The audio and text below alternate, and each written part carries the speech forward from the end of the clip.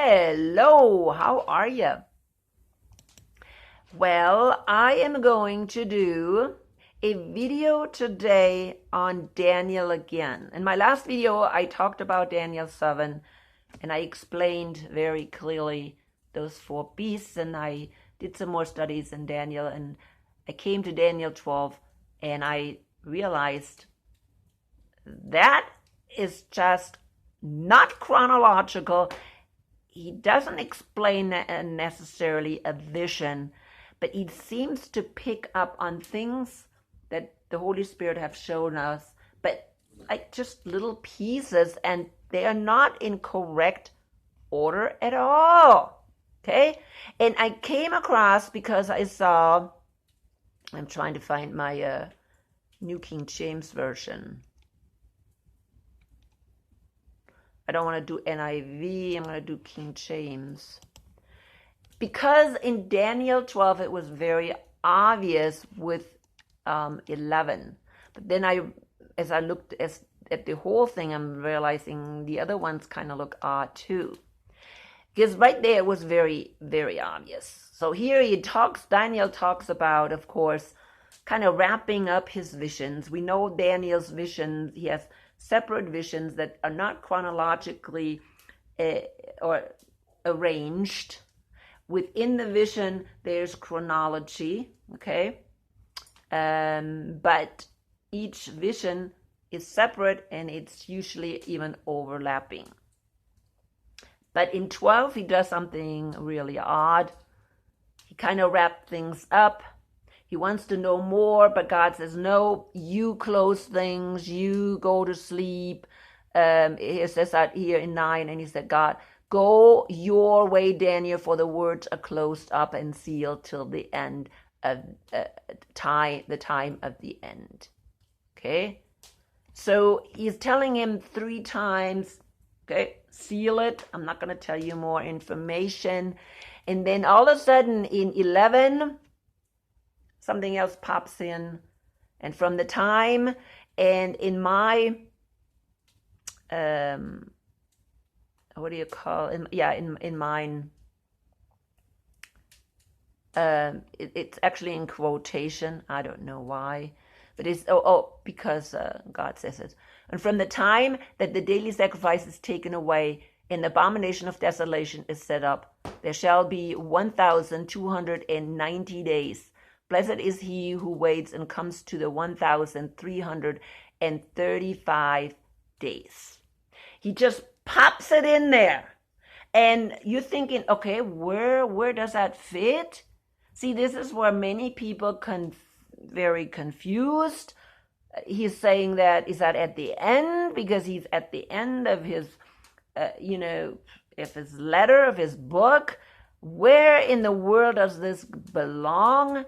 It doesn't even fit anywhere. And then, of course, before that, he says something else about prophecy or end times.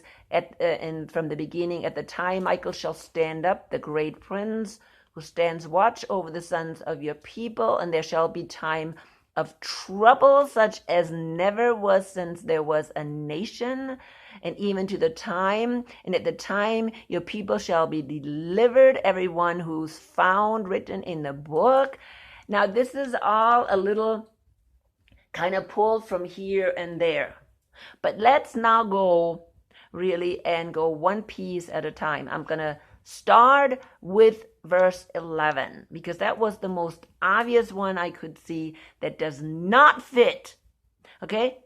Or at least I'm thinking, where in the world does it fit? Why in the world does he give you that information right there? Because that information obviously really needs to go someplace else, where he actually talked about the abomination of desolation. Now, as you know, many believe that the abomination of desolation comes at the end and is caused by an antichrist. Nope. I'm going to show that today very clearly. That's not even the case. And I have shown that before. Okay? So let's talk about first, where should really this be? Where it's more appropriate. I don't know if God just told him, oh, by the way, I forgot something over here. Please add that over there. And Daniel, of course, didn't even know where to add it. He just wrote it down. I don't know. Or if somebody made a mistake and accidentally put it there when they kept, of course, copying these things. Remember, in the beginning, the original text did not have chapters or verses. It was just on a scroll, written down. And who knows if in the original scroll, Daniel not Daniel, it was, Daniel remembered, oh, wait a minute, there was something else that God told me, and he put it at the margin, and again, the copier didn't know where to put it and eventually put it there. You can follow me because I have told you similar things before that I have noticed at the Bible. Like Romans 13 does not belong, the beginning with these stuff doesn't even belong there, right? If you read the whole context. Same thing with 1 Corinthians 14:34. It doesn't fit there either. Okay, so you need to think, oh my goodness, okay, did somebody make a mistake, or did somebody didn't know where in the world really should that be? Okay, and if you know Daniel 11, let's go there. That's where it really should be, according to the topic. Okay, so you go to Daniel 11, and you know where in the world does he talk about the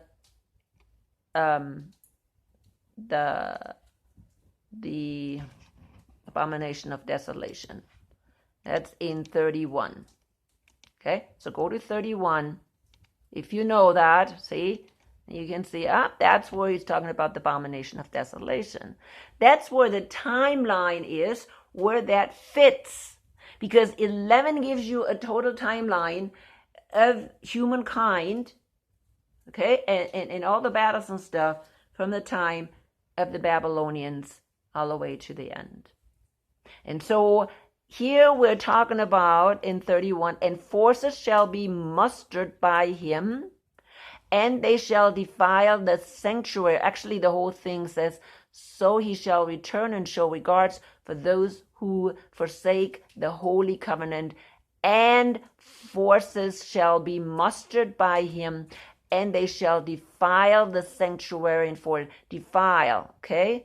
Then they shall take away the daily sacrifice and place there the abomination of desolation. It's kind of a strange translation. I just did a video in German, so I saw the German translation, and it's kind of, okay, when you see different translation, what are they talking about here, right? So plainly what he's saying is the daily sacrifice was stopped, and then the abomination of desolation happened.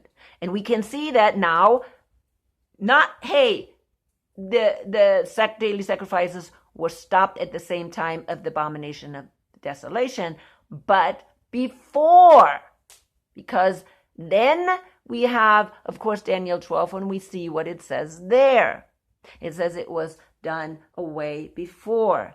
We also have eyewitnesses of the abomination of desolation, which is Josephus in his book, The Wars of the Jews, book 5. He shows very clearly that the sacrifice, the daily sacrifice, okay, was actually stopped prior to the destruction of the temple, which is the abomination of desolation.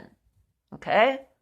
It could be also the fire, because because of the warring, okay, the fire was put on, the temple was put on fire. That could have been already an abomination of desolation. But desolation is really destruction. So the whole really temple was destroyed. So right there, it should really, they should have put that verse. Okay, it would have made a lot more sense. So now what you have is, and forces shall be mustered by him, and they shall defile the sanctuary, sanctuary fortress. Then they shall take away the daily sacrifice and place there the abomination of desolation. Now when we go to 12 and we continue to read that section that's now supposed to be there, it makes total sense. And from the time that the daily sacrifice is taken away and the abomination desolation is set up, there shall be 1,290 days. That's 3.5 years and a month. Okay? So 3 years and 7 months. That's what that is. So this is when then the desolation happens. Not right away.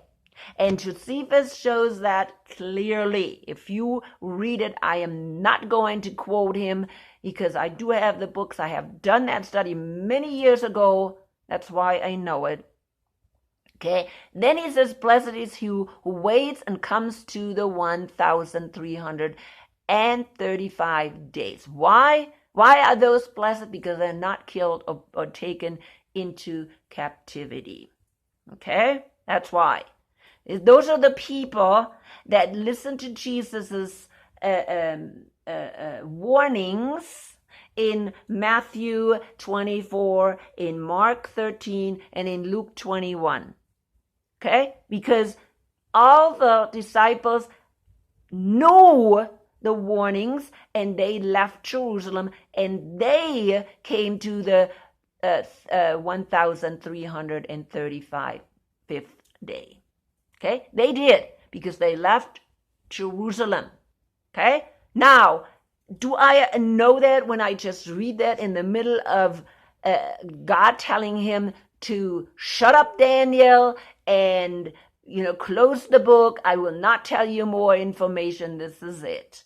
Okay? And he's saying knowledge will increase and they will figure it out eventually once they get to that time. Remember, Daniel was lived 2,500 years ago. Okay? Knowledge has increased and the Holy Spirit has showed us a lot more. And of course, John showed us a lot more. Paul showed us a lot more. We have much more information than Daniel now. Okay? We know, we can clearly see Daniel's speech are fulfilled always almost to the end. It is really amazing. So now we can think, oh, wait a minute, that fits there. It does not fit at the end with the man of sin. Where do we find the man of sin in this timeline of Daniel 11? I have talked about that too, and if you have watched my videos for a long time, then you know. Okay? This man of sin does not come on the scene until Daniel 11:36, I believe. 36. Okay? Then the king shall do according to his own will. He shall do what he pleases, and he shall exalt and magnify himself above every god, shall speak blasphemies against God. This is this God, this is this man of perdition, this man of lawlessness. Okay, that's who this person is. And he does not come on the scene until verse 36. And remember, chapter 11, from the beginning to the end, is all of humankind since the Babylonians. Okay? So a couple of verses is pretty long, my dear. Okay? My dear friends. It's very long. Okay? It's a long time period.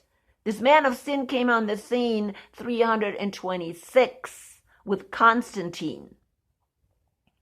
And the abomination of desolation was what? How many verses prior? In 31? That's 5 verses. That's a long time period. That's why you can see the abomination of desolation was not caused by the man of sin. It was caused prior. Okay? Prior.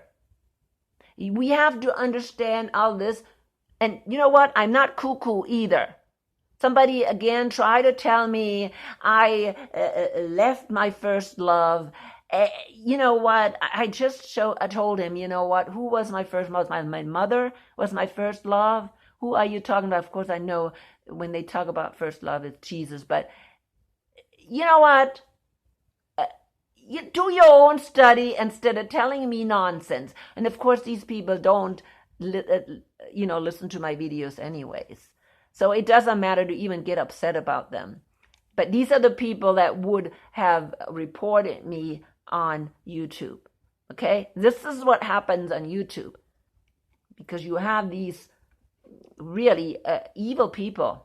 But anyways, going back, should show you clearly that this abomination of desolation happens prior, many years prior, 300 and some years prior to the destruction. Actually, it's not even it's 230 or something like that, 250 years before the man of sin comes on the scene, which is Constantine, he started papacy. Okay? So so you can see, well, there's something out of place in Daniel 12. And this is the third time I'm noticing that something is out of place or something doesn't belong where it's supposed to be. Then we're going to look at the beginning of Daniel 12. And again, it's a hodgepodge of pulling things within, two verses from different time periods. For instance, it says, at that time, Michael shall stand up, the great prince who stands watch over the sons of your people. I don't know where that would fit in. At that time, Michael shall stand up, a great prince, watches over the sons of your people. When would that be? Is that at the end? Is that still during?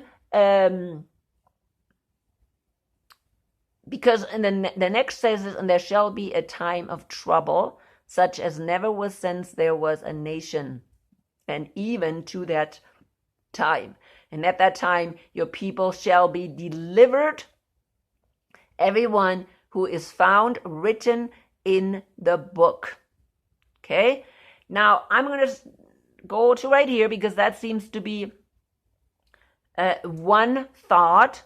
Okay? Now, if we go to Mark 24, Luke 21, and Matthew 13, this Jesus addressed when he talked about the destruction of the temple.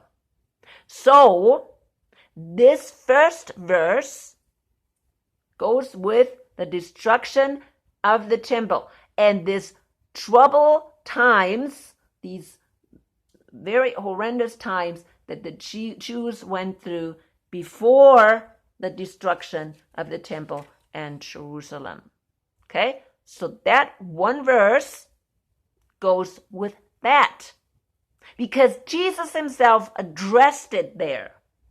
So I am assuming this is where it goes. But the next verse, and many of those who sleep in the dust of the earth shall awake, some to everlasting life, and some to shame and everlasting contempt. And those who are wise shall shine like the brightness of the firmament, and those who turn away many to righteousness, and those who turn many to righteousness like the stars forever and ever. Now, this section does not go to the destruction of the temple, the desolation, the abomination desolation. This section goes again to the end.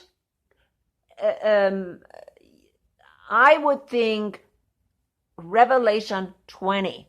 In other words, after the wrath of God. This doesn't even have to do with the resurrection of the saints. It doesn't even have something to do with the resurrection of the saints, because he's talking about both, the good and the bad are being resurrected. I mean, you could say that, but again, then there's a time span of 1,000 years in between. Okay?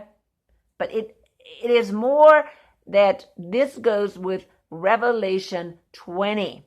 Okay? Revelation 20. You can look at that and compare it. But this has to do with the end, the second coming. It has not anything to do with the abomination of desolation, but it comes right after. Okay? So this is definitely not chronological. Again, and the later on, again, he talks about the abomination of desolation. So it's a hodgepodge of things that he just puts together out of chronological order. He maybe just thought about it and didn't know where to put it. Okay? Afterwards, or put it in the margin, didn't know where it really went. Okay? So yeah, I thought that was kind of interesting when I looked at that.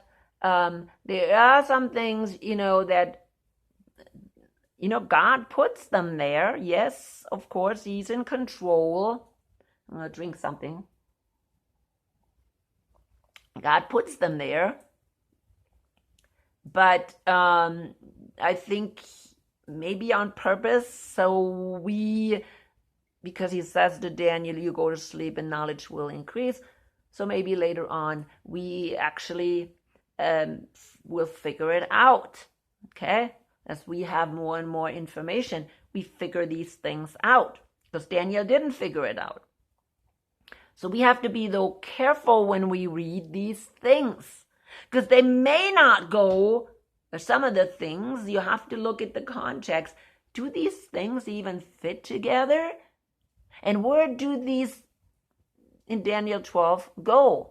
Because it's like one verse and then another verse and totally different topic. And then down here, another verse, totally different topic, or two verses.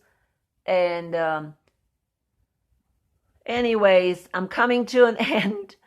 I hope this was helpful. Well, if you are on YouTube, you know that I have my videos on BitChute and Rumble. I don't put all videos on Rumble simply because Rumble, I don't know, I don't get, again, too many people seeing my videos on Rumble. Don't know why. It's the way it is. But BitChute is really my main channel. YouTube, I am blocked. I can see it depending on the topic of my video. That I believe, I have those people that watch my videos on a regular basis, and then I believe they will get it because they know and they're looking for my videos, but then after that it is blocked. Okay? And I don't even know if some of my regular viewers are blocked from getting my newest videos, like they do the advertisement. I don't know. But I can see that my viewers are being blocked on certain videos. Okay? But again, hey, if you are new, please go to BitChute. You will find my videos there all the time. Okay? You will find them regardless.